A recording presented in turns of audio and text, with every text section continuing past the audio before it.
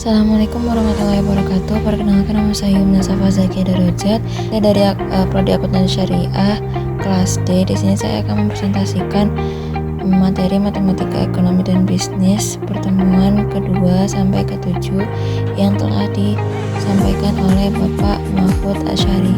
Langsung saja ke materinya. Yang pertama ada himpunan. Himpunan adalah satu kumpulan atau gugusan dari sejumlah objek. Objek yang mengisi himpunan disebut anggota. Elemen atau unsur himpunan dilambangkan dengan huruf-huruf besar seperti A, B, C, dan D. Objek dalam himpunan dilambangkan dengan huruf-huruf kecil seperti A, B, C, dan D. Oke, yang lanjut ada penyajian himpunan. Penyajian himpunan mencantumkan seluruh objek yang menjadi anggota suatu himpunan. Dengan contoh berikut adalah berarti himpunan A beranggotakan bilangan-bilangan dual positif 1, 2, 3, 4, dan 5. Setiap himpunan tertentu dianggap terdiri dari beberapa himpunan bagian yang masing-masing mempunyai anggota. Himpunan besar tadi dinamakan himpunan universal dan dilambangkan dengan notasi U.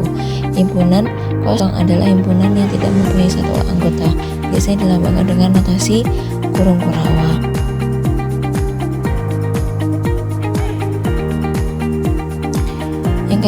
Yang kedua yaitu adalah sistem bilangan.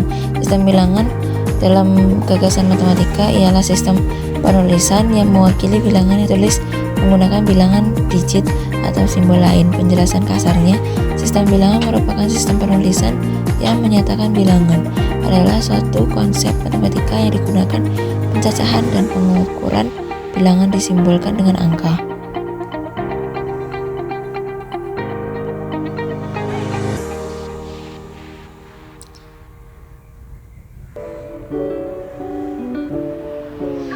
Oke, lanjut yaitu deret. Ada deret.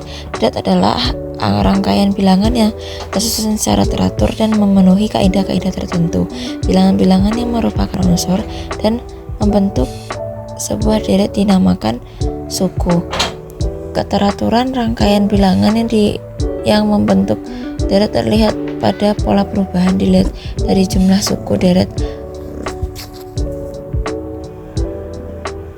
berhingga dan deret tak berhingga. Dilihat dari pola perubahan yaitu deret hitung, deret ukur, dan deret harmoni. Fungsi linier. Fungsi adalah suatu bentuk hubungan matematis yang menyatakan hubungan ketergantungan atau hubungan fungsional antara suatu variabel dengan variabel lain. Sebuah fungsi dibentuk oleh beberapa unsur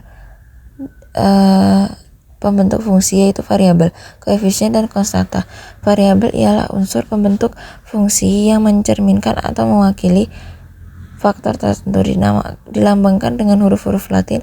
Koefisien ialah bilangan atau angka yang terkait pada dan terletak di depan suatu variabel dalam suatu fungsi. Adapun konstanta ialah bilangan atau angka yang turut membentuk sebuah fungsi tetapi berdiri sendiri sebagai bilangan dan tidak terkait pada suatu variabel tertentu.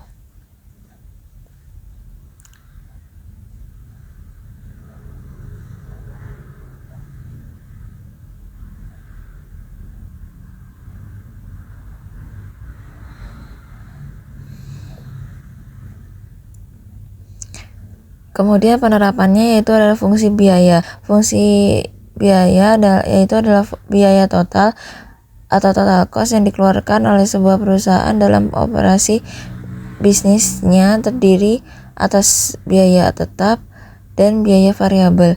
Sifat biaya tetap adalah tidak tergantung pada jumlah barang yang dihasilkan. Biaya tetap merupakan sebuah konstanta. Sedangkan biaya variabel tergantung pada jumlah barang yang dihasilkan. Semakin banyak jumlah barang yang dihasilkan, semakin besar pula biaya variabel secara matematik. Biaya variabel merupakan fungsi dari jumlah barang yang dihasilkan. Fungsi nonlinier. Fungsi nonlinier adalah hubungan matematis antara satu variabel dengan variabel lainnya yang membentuk garis lengkung. Bentuk persamaan fungsi nonlinier merupakan pangkat dari lebih dari satu. Bentuk-bentuk fungsi nonlinier adalah 1 fungsi kuadrat, 2 fungsi kubik, 3 fungsi eksponensial, 4 fungsi logaritmik. Kemudian penerapan fungsi non-linear salah satunya adalah fungsi utilitas. Fungsi utilitas menjelaskan besarnya utilitas atau kemampuan atau kegunaan yang diperoleh seseorang dari mengkonsumsi satu barang atau jasa. Pada umumnya, semakin banyak jumlah suatu barang dikonsumsi, semakin besar utilitas yang diperoleh. Kemudian mencapai puncaknya titik jenuh pada jumlah konsumsi tertentu. Sesudah itu justru menjadi berkurang atau bahkan negatif bila jumlah barang yang dikonsumsi terus-menerus ditambah. Sekian presentasi dari saya, maaf kalau banyak kekurangannya. Terima kasih telah mendengarkan hingga akhir. Wassalamualaikum warahmatullahi wabarakatuh.